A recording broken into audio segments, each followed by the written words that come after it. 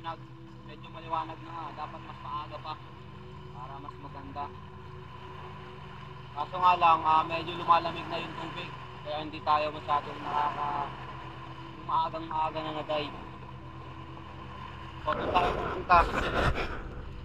Kung natatandaan doon, sa dulo nung may bato doon, kung natatandaan mo yung last upload natin, yung GT na 20 kg, dito nahuli yun. Doon may bato. Subukan natin sa umagang to. Hapon natin nakuha yon. Subukan natin ngayon. Tara, samahan nyo ako ulit sa dive ngayong araw na ito. Let's go! So ito yung unang drop natin ngayong araw na ito.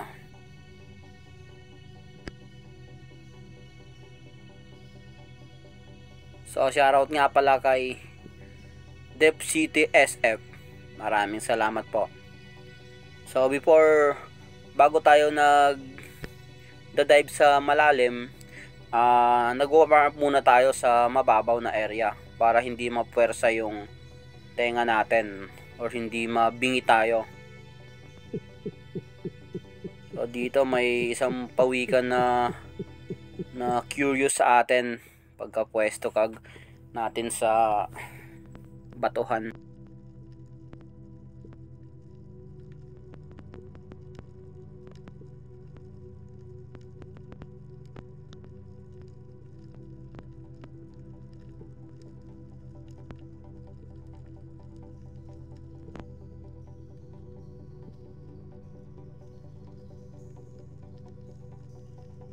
So ito yung unang isda natin ngayong araw na ito.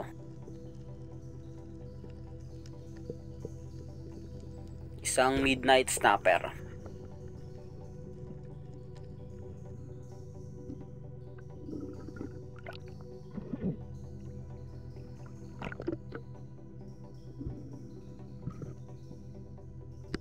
So second drop natin. So dito pa iba-iba ko ng pwesto. Naghahanap pa tayo ng yung kung saan nagpupwesto yung mga bait. Hindi natin maispatan.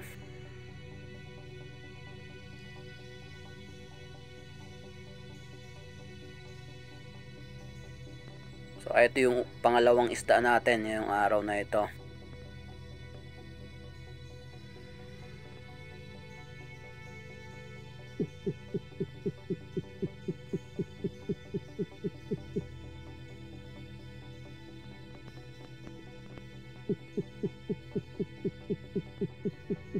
Isang good size na snapper.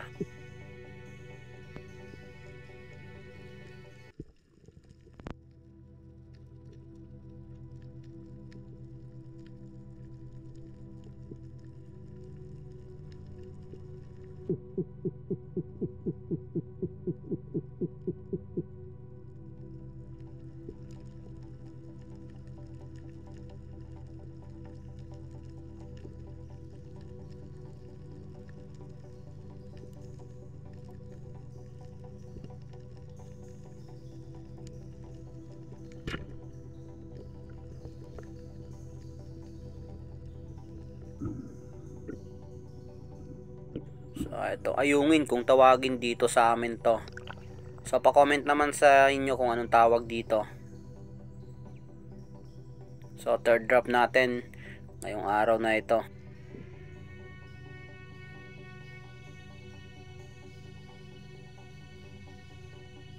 Dito searching pa rin tayo kung saan maraming isda or maraming bait. Kasi kung maraming bait na nakapwesto sa isang spot, matik medyo may naghunt doon na malalaking isda.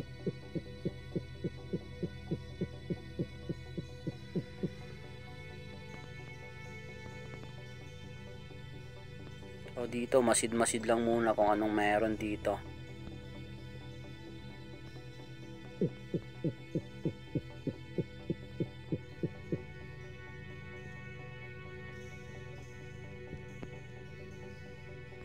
At eto yung pangatlong isda natin ngayong araw na ito.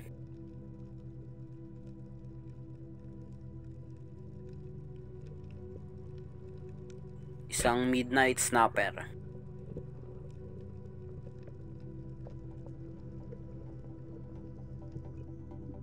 Bukawon kung tawagin dito sa Banton, sa probinsya namin.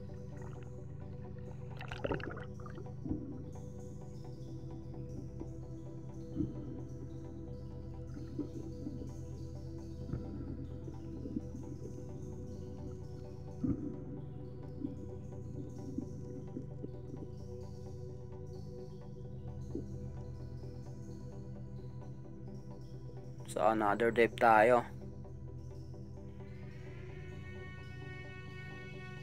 Eto dun pa rin sa nahulihan natin nung midnight.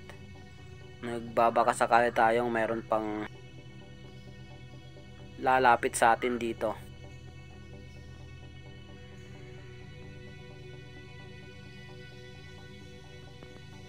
So dito may mga isda na. Mga surgeon fish. Ang daming etong yung dilaw na buntot na parang unicorn pero maliliit sila.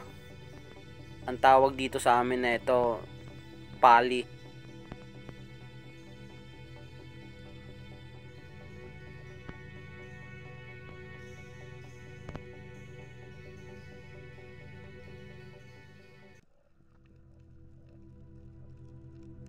So ito yung pang-apat na isda natin ngayong araw na ito. Kumuha muna tayo ng surgeon fish. At least mga good size na rin naman to. Kaya pitas muna tayo ng isa.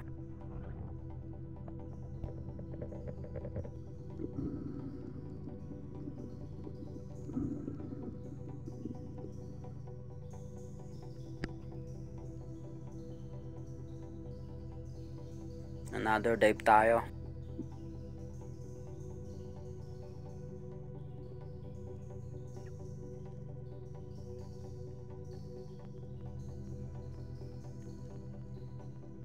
So dito medyo mahina talaga yung bait. Hindi yung grupo sila. Medyo watak-watak yung mga bait kaya wala sigurong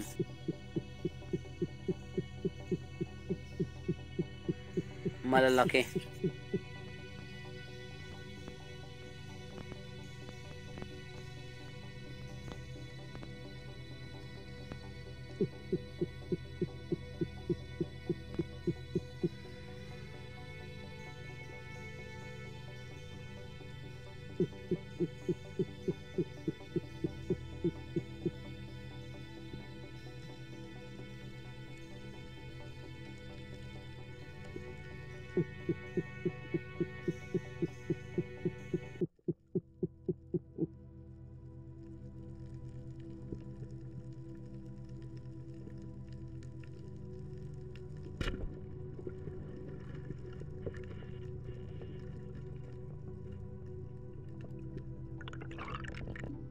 So at least may lumapit naman na isang snapper.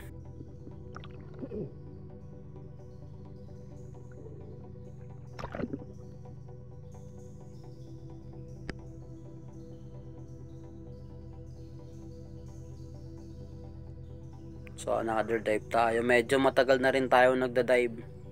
Wala pa rin tayong nahuhuling or nagpapakita sa atin na malalaki. Kaya tsaga-tsaga lang muna tayo sa mga good size.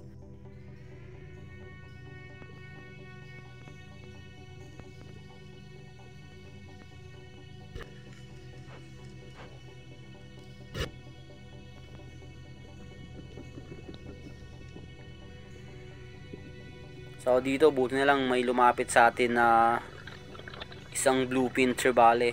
Saka ang daming ilak. So tinira kaagad natin. Ito yung malaking isda na nahuli natin dito.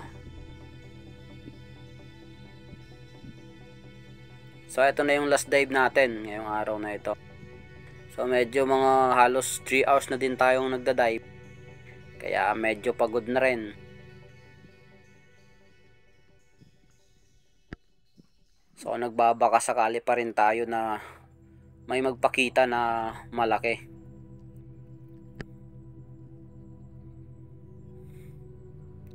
So pagkapwesto kaagad natin,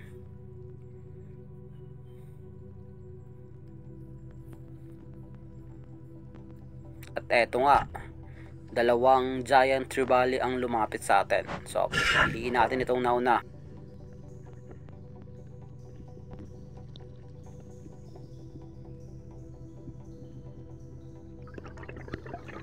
A good size of mamsa,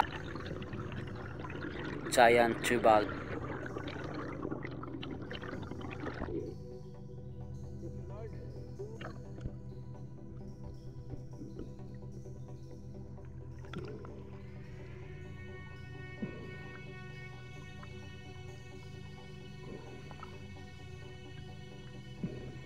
Kilogram on scale. 5 kilo na rin to.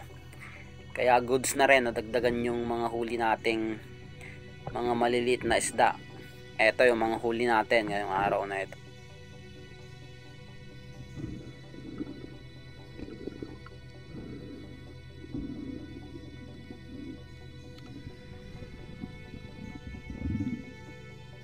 So dito guys, may nakita akong unicorn. Pero sumuot siya sa butas, kaya tiningnan ko kung kayang panain natin.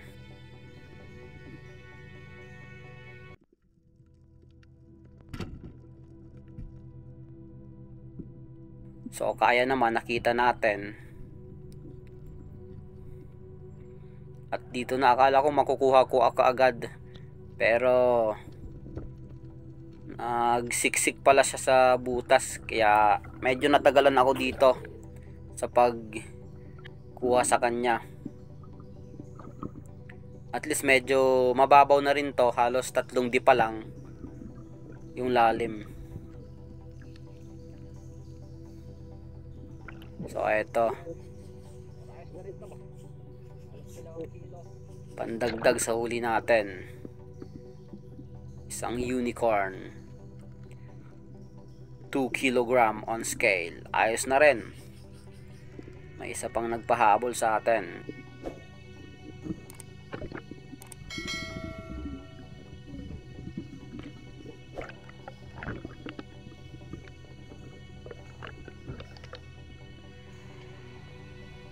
Ito yung mga huli natin. Isang mamsa, bluefin, saka mga snapper. So isang unicorn. Update yung dive natin. May blessing. Maliit man o malaking blessing, okay na to. Safe tayong nakakauwi sa ating mga bahay. Hanggang susunod, hanggang dito lang muna tayo. Hanggang susunod na video natin. Maraming salamat po.